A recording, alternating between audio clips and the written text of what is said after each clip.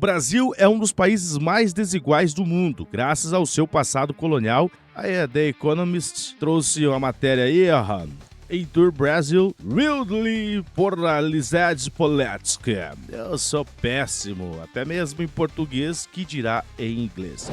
Mas a gente fez o trabalho de colocar essa matéria, né, aí em português e também fazer alguns destaques. Aqui já está em português e nós vamos estar acompanhando. O pessoal aí tira até uma casquinha de a Comunist, né? É uma revista aí que tem viés da canhota, mas mesmo assim a gente viu algum fundamento e até eles mesmos criticando nada mais, nada menos do que o STF também apontando erros do Lulu e, pasme, dizendo que ouviram pessoas que eram leitores de Lulu que agora vão votar no Flavinho. Tá aí, The Economist. E aqui então a matéria, né? Uma análise da política brasileira marcada por extrema polarização. Segundo o que trouxe aí a The Economist. Claro que esse aqui é uma tradução pelo Google Tradutor, mas pode ficar alguma ponta solta, porém dá pra gente entender. Se formos ver aqui, ela já começa. O Brasil é um dos países mais desiguais do mundo, graças ao seu passado colonial e de importação de escravos. E também é também um dos países mais miscigenados racialmente. Bom, aí ela tá fazendo, quem escreveu aí tá fazendo essa analogia já de início e não deixa de ser real, porque o Brasil é um dos países mais desiguais do mundo, isso não resta dúvida. Enquanto em uma região tem boleiras de coisa, outras estão faltando. Assim como também somos miscigenados, ou seja, aqui todo mundo foi pro nheco-nheco, vucu-vucu, com não importa aí, provando de que aquela história do Haas, muitas das vezes fica só lá dentro da cabeça de quem acha que isso é um problema crônico do Brasil. Não que não exista, existe a questão do Haas, mas aí são com certeza bem mais pontuais do que eles querem pintar para nós. Mas tudo isso devido à miscigenação. Aí, a maior parte da população é mestiça. No caso aí, já miscigenado. Voando para o sul, vilarejos são pontilhados por casas em estilo Enxaimel e vinhedos, construídos pelos descendentes brancos de imigrantes alemães e italianos. São Paulo, que no caso aqui é Santa Catarina, né? Na região aqui onde eu moro, apesar de eu ser aí classificado como caramelo, né? Ou seja, meio que pardo. Então, mas aqui na nossa região temos também pessoas negras, porém a cor branca predomina aqui na nossa região. Vivemos em paz. É claro que sempre tem um engraçadinho que outro, mas nada que você não possa tirar de letra. Aí, se for para São Paulo, é a capital mundial dos helicópteros, onde a elite é transportada de e para suas coberturas em cerca de 2.000 voos por dia. Enquanto isso, em Santarém, cidade na Amazônia, 96% dos moradores não têm acesso ao saneamento básico. Por que será, hein? Seria por causa das ONGs que vão por lá azedar o progresso? Seria por causa disso mesmo? Ou o prefeito ou os políticos não querem fazer nada? É algo a se pensar, né?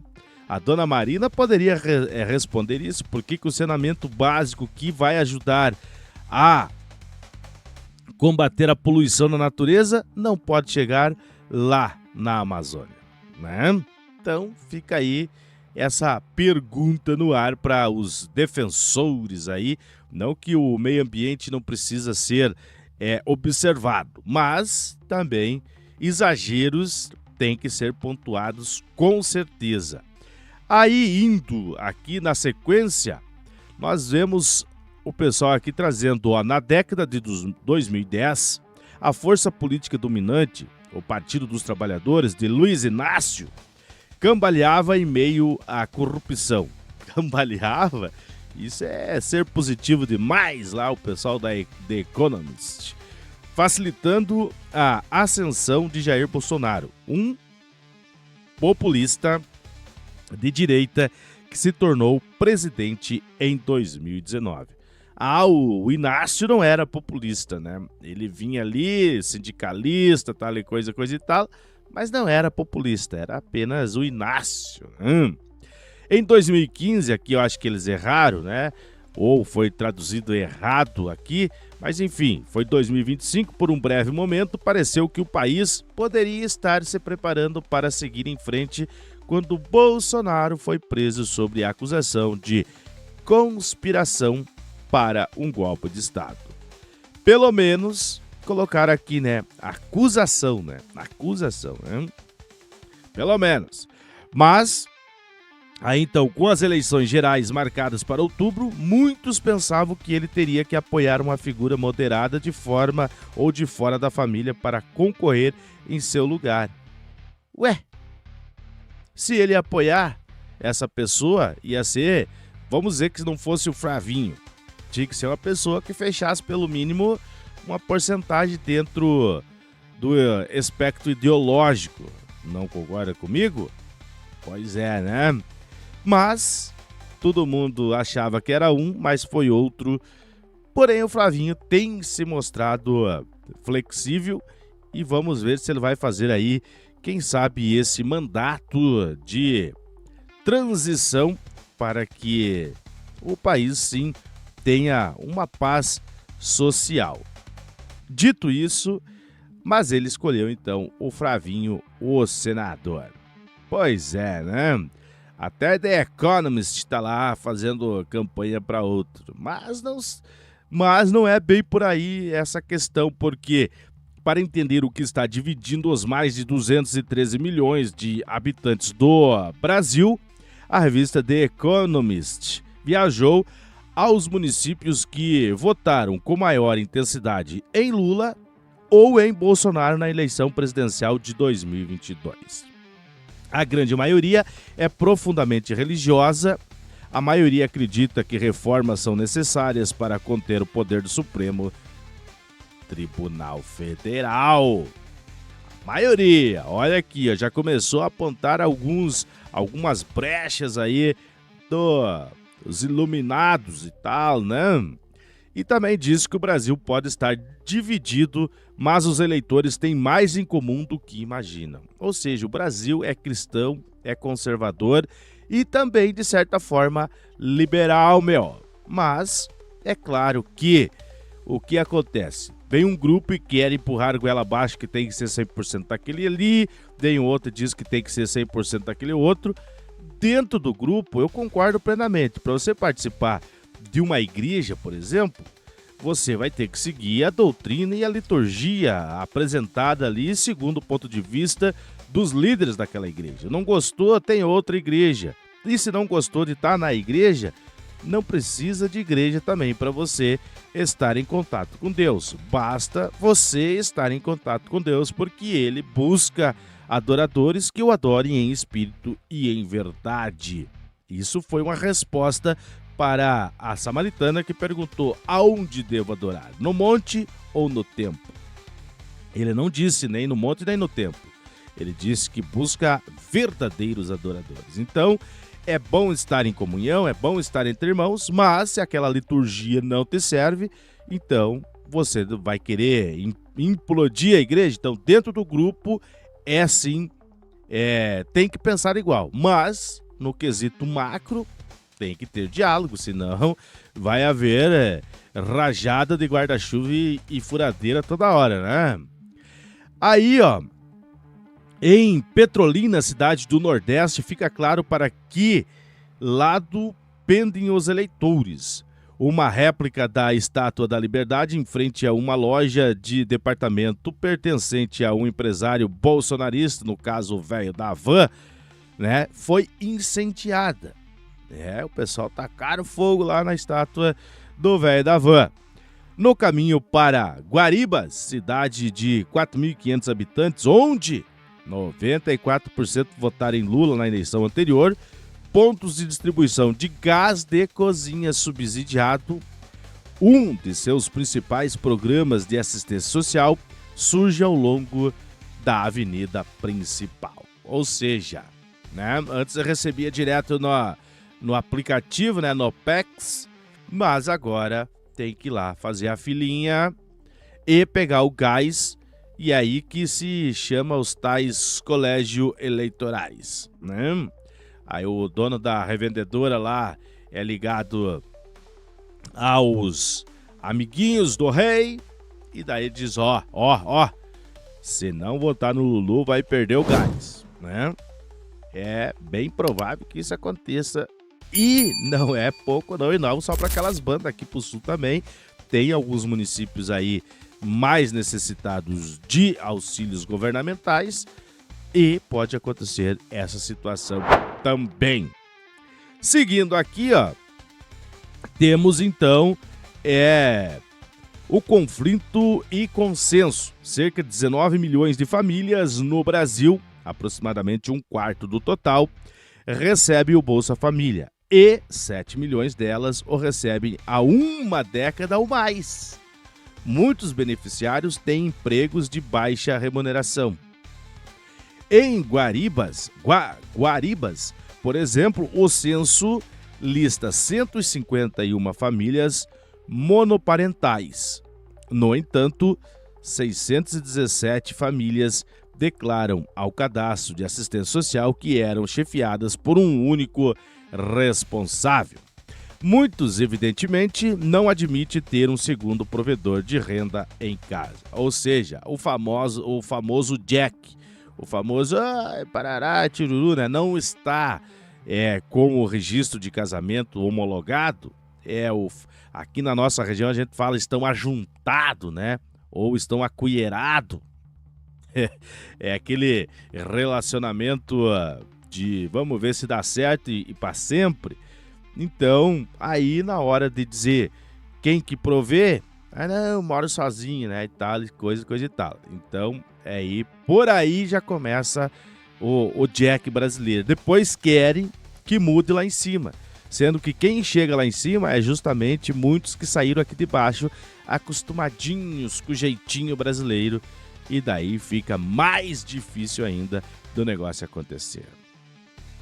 Aí, sartando de banda aqui pro sul, aqui pra nossa região, nossa região é onde as pessoas priorizam a família, o trabalho e a ordem, diz Odeli Sonda, fruticultor em Nova Pádua, cidade no sul do Brasil, com forte presença de descendentes italianos. Cerca de 90% dos eleitores apoiaram Bolsonaro na última eleição. Sabemos que um governo de esquerda não tem essas prioridades. Atrás dele, uma dúzia de parentes já trabalha aguardando arduamente às 8 horas da manhã, embalando uvas e peras em caixas e carregando-as em caminhões com destino a cidades distantes. Graziela Boscato, uma viticultora cujo pai idoso ainda trabalha na lavoura, acredita que o presidente do país deveria ser escolhido por aqueles que contribuem para ele e não por pessoas que vivem de auxílio governamental. Os benefícios que eles recebem vêm dos impostos que pagamos. Aí, dando sequência, ironicamente, foi o próprio Bolsonaro que impulsionou o número de beneficiários do Bolsa Família. E depois diz que foi o Lulu, né? Mas até mesmo a The Economist fala essa questão. É louvável a questão do Biruliro. Aí resta debates e chegar num consenso.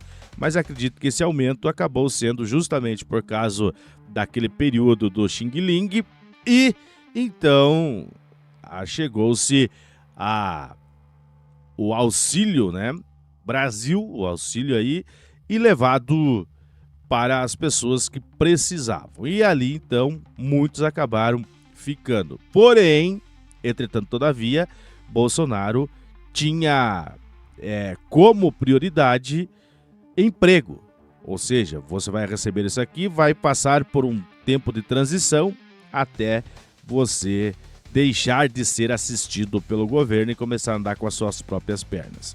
Porém, o povo acabou não querendo isso e colocaram o Lulu, que inclusive proíbe, se descobrir que ganha algum centavinho a mais, tesoura no benefício, e com essa tesoura no benefício faz com que as pessoas então prefiram ali juntando Bolsa Família, Vale Gás, vale isso, vale aquilo, vale aquele outro, ficar na morga porque não faz nada e recebe pelo mínimo mil e pouquinho por mês. Aí você pegar e conseguir aí um pacote de benefícios dentro ali, é claro, da aceitação, né? Mas dentro dessa aceitação, todos nós sabemos que tem o jeitinho brasileiro. Aí, o que acontece? Acontece que, então, em 2018, quando foi eleito, havia 14 milhões de famílias beneficiárias e o auxílio médio era de $48 por mês. Quando deixou o poder, com 21 milhões de familiares ou famílias recebiam uma média de $115. Olha, né, o biruliro maldoso, né, como o pessoal gosta de dizer, que diz que vai cortar isso, vai cortar aquilo, vai cortar aquele outro, foi o que mais ajudou, né? Ironicamente, né? Ironicamente. Mas sempre com aquela visão de que deveria ser feita uma transição. E aqui indo já para os finalmente, né, ou seja, aqui para o finalmente do artigo feito pela The Economist, brasileiros de todas as classes sociais estão revoltados com os recentes escândalos envolvendo o poderoso Supremo Tribunal Federal, que revelam lições entre diversos ministros, ou ligações, melhor dizendo, entre diversos ministros e o líder de uma fraude bancária de grandes proporções. O famoso Banco Mark, né? O ramo do governo que deveria ser nossa última linha de defesa está ainda mais envolvido em corrupção do que os nossos políticos. Olha só aqui, o ramo do governo, ou seja, a ligação governamental, né? Então, não há para onde correr, afirma Ezequiel Pan, caminhoneiro em Nova Padua, ou Padua. Em uma pesquisa recente, 3/4 dos brasileiros disseram que os ministros do Olimpo têm poder demais. Ou seja, por isso que eles estão loucos dentro das roupas. E contrataram até a empresa para vir checar, ver se o que os brasileiros estão falando. Pois é, outra queixa comum é o alto custo de vida. De Nova Padua a Guariúbas, ou seja, desde aqui do sul até lá para aquelas bandas do Nordeste, do Norte, alguns ex-eleitores de Lula dizem, alguns ex-eleitores de Lula dizem que desta vez apoiarão Flávio, porque na opinião deles o custo de vida está insustentável. Ou seja, o Pokémon né? Está lá, Pokémon, como uns gostam também aí de cornetar, né? Está lá fazendo a sua maquiagem legal, porém esses números do Pokémon não estão chegando nas gôndolas de supermercado. Mas daí vai aparecer uns emocionados. Mas o arroz agora tá... Aqui na nossa região, principalmente, que é uma região próxima aos produtores de arroz, assim como também empacotadores, então acaba ficando um pouco mais barato. Encontra até mesmo 5 kg de arroz por R$ 9,90, né? Então, está assim. Mas daí, olha pro arroz, eu não sei como é que é essa questão de entre safra e tal, mas em questão de grãos, legumes e tal, etc., tudo varia conforme o seu tempo de colheita. Então, aqui na nossa região sul, acaba ficando um pouco mais barato porque é daqui que sai, então não tem o frete que acaba encarecendo devido ao combustível, tal e coisa e tal. E também o pessoal aqui por perto mesmo é uma região bem questão de agricultura, então tem várias outras coisas que acabam também substituindo o arroz se for caro, e então o que acaba fazendo com que o preço seja puxado para baixo.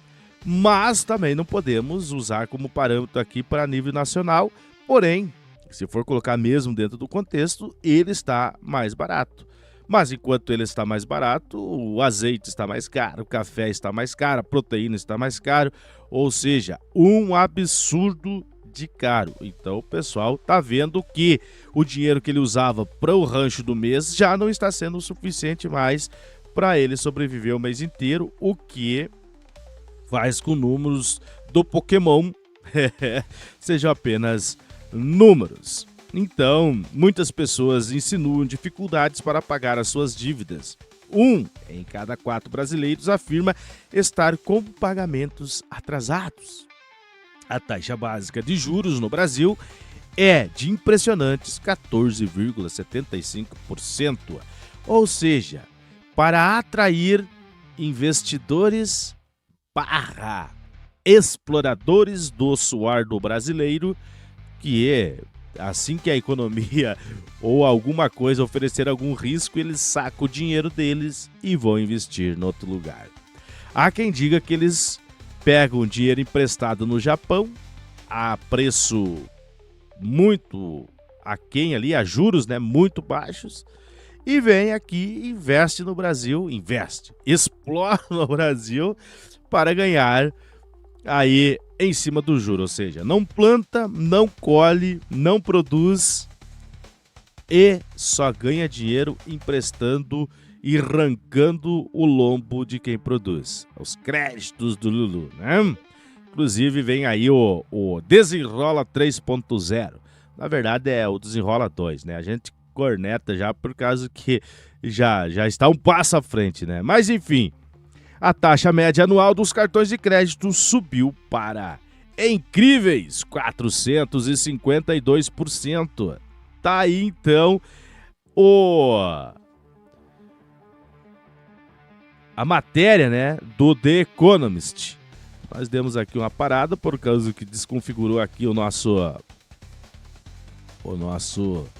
painel aqui. Mas enfim, tá aí a The Economist mostrando de que esse problema crônico já está sendo visto lá fora e que existe sim as possibilidades de eleitores do Lula votarem no Flávio porque estão arrependidos. Que coisa, não? A gente avisou, mas somos loucos, né? Somos aqueles que não têm noção, está ali só para prejudicar o pobre. Estamos aí só para trazer desinformação, né? Que nem diz o pessoal aí. Biruliro falou de que iriam sentir saudades dele.